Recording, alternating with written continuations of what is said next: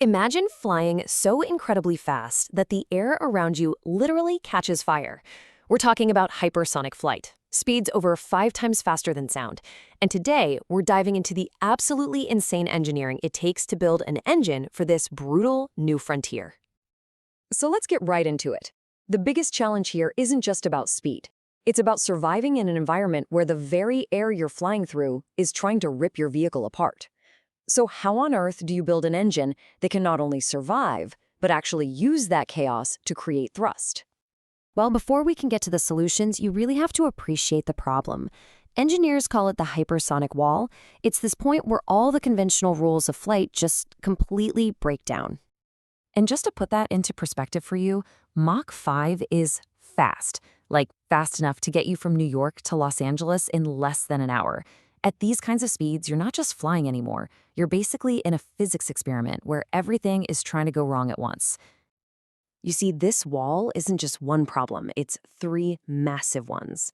First, you've got heat. The friction from the air is so intense it can literally melt steel.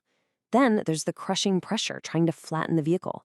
And maybe the weirdest of all, the air itself changes. It becomes this superheated, chemically reactive plasma. It's an unbelievably hostile place to be. So, how did engineers even begin to solve this? They had a brilliant realization. You can't fight the supersonic airflow. You have to ride it. And this idea led to a whole new class of engines, air-breathing engines with almost no moving parts. And if you want to know just how hard this is, this quote just says it all. The air is screaming through the engine so fast, we're talking milliseconds, that trying to get a flame to stay lit is an almost impossible task. It is truly an engineering challenge of the highest order. Okay, so the key here really comes down to the airflow. The older tech, the ramjet, it works, but it has to slow that incoming air way down to below the speed of sound to burn fuel. But once you get past Mach 5, that's just not going to cut it. The solution? The scramjet. It does the unthinkable. It keeps the air supersonic the entire time. It's such an elegant idea, but it'll bend your mind a little bit. The engine's own shape does all the work. The vehicle's speed crams air in, the geometry of the engine compresses it, you squirt fuel into that hurricane, and bam, the resulting supersonic flame shoves it forward. It's simple on paper, but incredibly hard to pull off. So the scramjet concept is brilliant, right? But making it actually work reliably, well, that's been a massive challenge for decades. But now let's look at the breakthroughs that are finally taming that supersonic flame. And here it is, the problem in a nutshell. You have less than 1 millisecond. That is the entire window you get to mix fuel and air, get it to light, and create stable thrust. If you get it wrong, the flame just blows out, and your engine becomes a very expensive, very hollow tube. So what's changed? One of the biggest game changers, believe it or not, is 3D printing.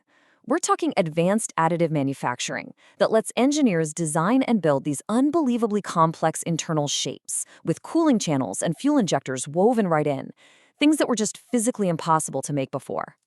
And don't just take my word for it. Listen to Jim Philpott from Northrop Grumman. He says this isn't just a small step up, it's a revolutionary leap.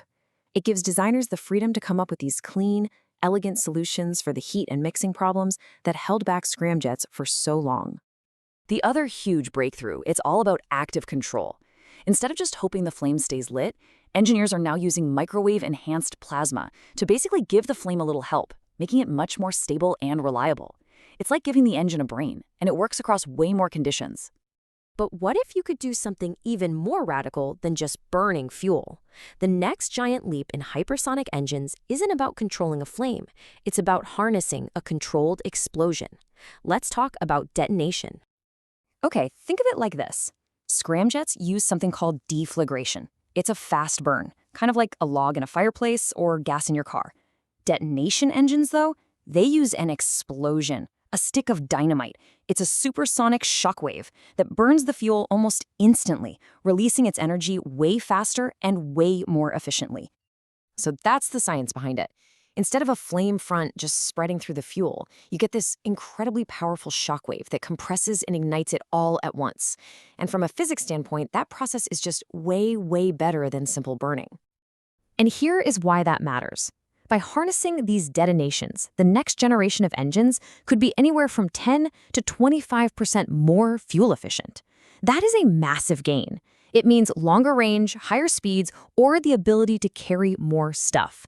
It's a huge deal. So, the big question is, how are engineers actually building these explosion engines? Well, let's take a look at the two leading designs that are turning this wild idea into a reality. Right now, there are two main tasks. You've got the scrumjet, which is kind of an evolution of the scrumjet we already talked about. It uses a shockwave to kick off the detonation. But then you have the RDE, the Rotating Detonation Engine, which is so much more radical. It actually contains a continuous detonation wave that just spins and spins inside a circular chamber. I mean, just try to picture this, a tiny, continuous lightning storm, a self-sustaining explosion, racing around a ring thousands of times every second. Each lap consumes more fuel and air, creating this constant, incredible thrust from a perfectly controlled, non-stop explosion. It's amazing stuff. And as Stephen Bird from Pratt & Whitney says, this is the true frontier. They're not just improving old ideas, they're inventing something completely new from the ground up. And that means solving problems no one has ever even seen before. It's just incredibly exciting. Okay, so we have these unbelievable new engine concepts that are moving from the whiteboard to the real world. But what does it all mean for us? Let's connect the dots and see what kind of impact this could actually have. This tech pretty much unlocks three revolutionary things. For defense, it means weapons that are faster, have longer range, and are almost impossible to intercept. For us, it can mean shrinking the entire globe with super fast travel. And for space exploration, it could be a cheaper, more efficient way to get to orbit. And that really leaves us with one final thought.